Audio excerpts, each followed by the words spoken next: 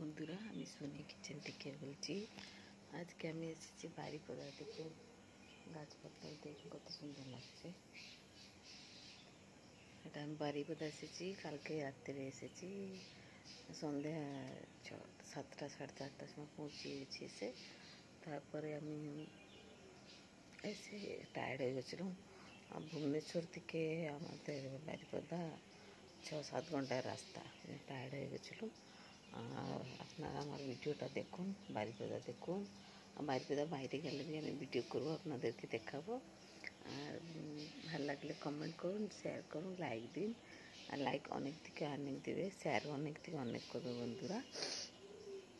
আর কি বলি, আজকে তো এসেছি গেস্ট ঘরে, ওদের ঘরে কী খাওয়া দাওয়া আছে দেখবো। আমি খাওয়ার ভিডিওটা করবো, আপনাদেরকে দেখাবো। ঠিক আছে, ভালো থাকুন, সুস্থ থাকুন আর নিজের ধ্যান রাখুন। Tata, bye bye.